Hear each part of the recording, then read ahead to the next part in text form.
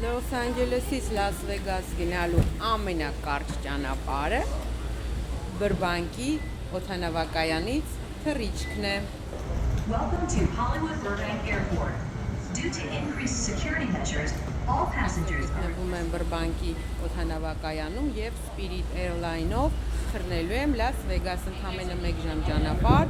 եւ ես արդեն Վեգաս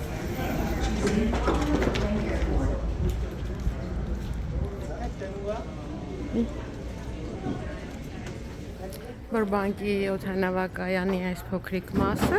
փոքրիկ թանգարանը հիշեցնում օդանավակայանի ավիացիայի պատմությունով։ Եթե ցանկանում եք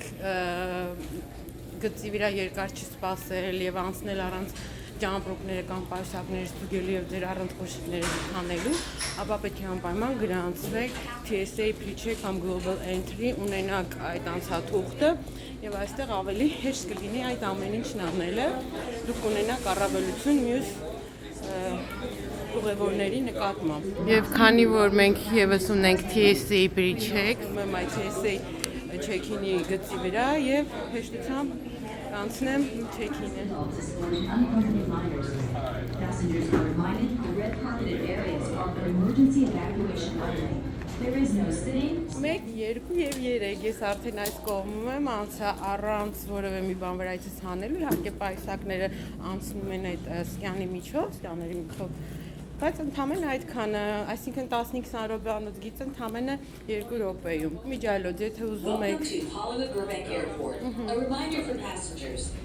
ինքներդ կարող եք Google-ով on-line ընտրել եւ գտնել Global Entry կամ TSA website-ը, ծանոթանաք մանրամասներին եւ ինքներդ դիմեք այդ քարտի համար։ Ահա այստեղ կա սրճարան, ռեստորան։ Եվ ոչ մի թռիչք լիարժեք չի լինի, եթե օդանավակայանում թռիչքից առաջ Starbucks-ի սուրճը համտեսեմ։ Գնացինք սուրճի։ Վերջին անգամ երբ Starbucks եմ վերցրել 3-ից 4 դոլար եղել է ամենաթանկը։ Պիտի ասեմ, որ օդանավակայանում այսօր Starbucks այս չափսի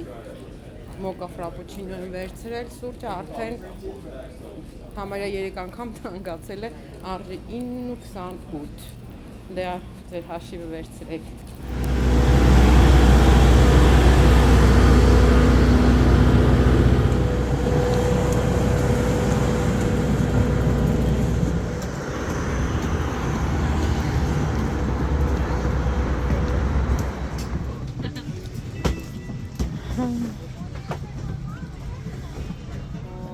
Դե